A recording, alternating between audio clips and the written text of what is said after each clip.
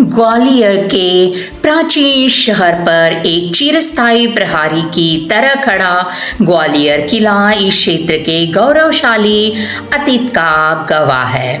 मुगल सम्राट बाबर के शब्दों में यह किला किलों में एक अनमोल रत्न है। एक विशाल चट्टानी पर्वत की चोटी पर स्थित यह भव्य किला अपनी विशाल छाया पूरे परिदृश्य पर बिखेरता है।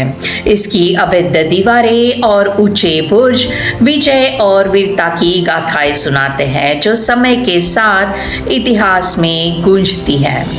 3 वर्ग किलोमीटर में फैला यह भव्य किला ग्वालियर की समृद्ध संस्कृति का अभिन्न अंग है। ग्वालियर किले का निर्माण 8वीं शताब्दी में किया गया था। 3 वर्ग किलोमीटर के दायरे में फैले इस किले की ऊंचाई 35 फीट है। यह किला मध्यकालीन स्थापत्य के अद्भुत नमूनों में से एक है। यह ग्वालियर शहर का प्रमुख स्मारक है जो गोपाचल नामक छोटी पहाड़ी पर स्थित है।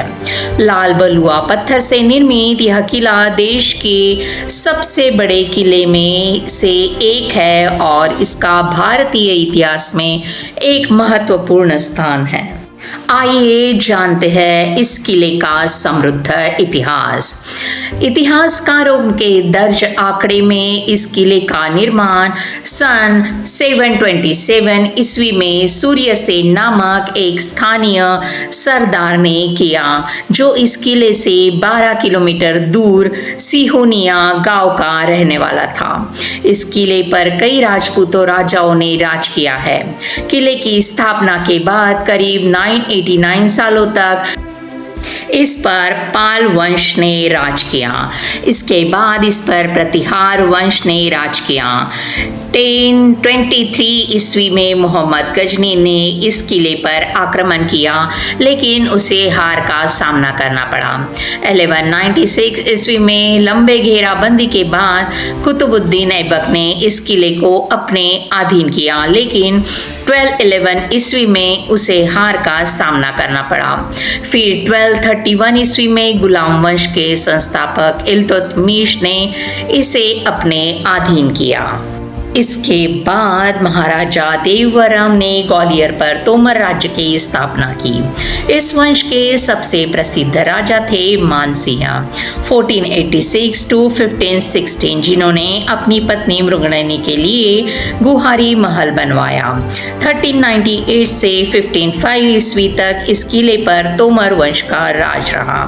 मानसिंह ने इस दौरान इब्राहिम लोदी की अधीनता स्वीकार ली थी। लोदी की मौत के बाद जब मानसिंह के बेटे विक्रमादित्य को हुमायूं ने दिल्ली दरबार में बुलाया तो उन्होंने आने से इनकार कर दिया। इसके बाद बाबर ने ग्वालियर पर हमला कर इसे अपने कब्जे में ले लिया और इस पर राज किया। लेकिन शेर शाह सूरी ने बाबर के बेटे हुमायूं को हराकर इस किले को सूरी वंश के अधीन किया। शेर शाह की मौत के बाद 1540 में उनके बेटे इस्लाम शाह ने कुछ समय के लिए अपनी राजधानी दिल्ली से बदलकर ग्वालियर कर दिया।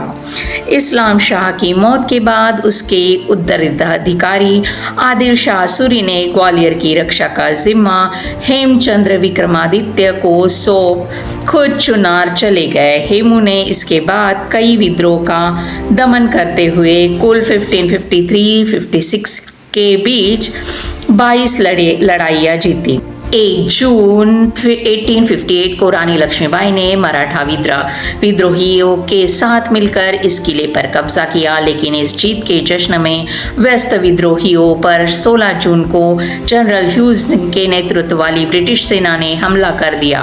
रानी लक्ष्मीबाई खूब लड़ी और अंग्रेजों को किले पर कब्जा नहीं करने दिया लेकिन इस दौरान उन्हें गोली लग गई और अगले दिन ही उनकी मृत्यु हो गई।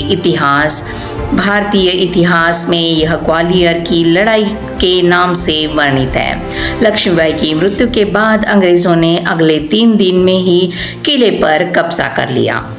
इस किले में आप क्या क्या देख सकते हैं। इस किले में कई ऐतिहासिक स्मारक, बुद्ध और जैन मंदिर, महल, मानसिक महल, जहांगीर महल, करण महल, शाहजहां महल मौजूद है।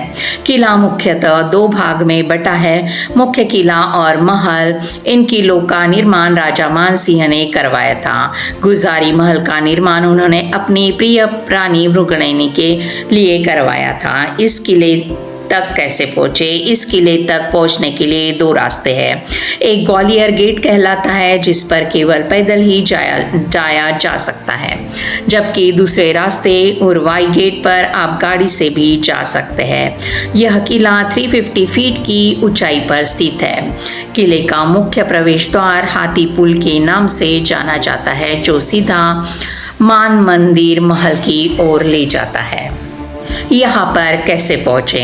यहाँ पर आप हवाई मार्ग से ग्वालियर के लिए दिल्ली, भोपाल, इंदौर तथा मुंबई से नियमित उड़ानें मौजूद है और यह रेल मार्ग से भी देश के प्रमुख शहरों से जुड़ा हुआ है।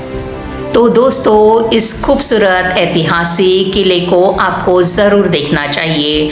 तो इस इंफॉर्मेशन के बारे में आप क्या कहते हैं? यह इंफॉर्मेशन आपको कैसी लगी? अगर अच्छी लगी हो तो कमेंट करके ज़रूर बताइएगा और ऐसे ही इंफॉर्मेशन के लिए इस वीडियो को लाइक, शेयर और सब्सक्राइब करना ना भूलें। तब तक के लिए धन्यवाद।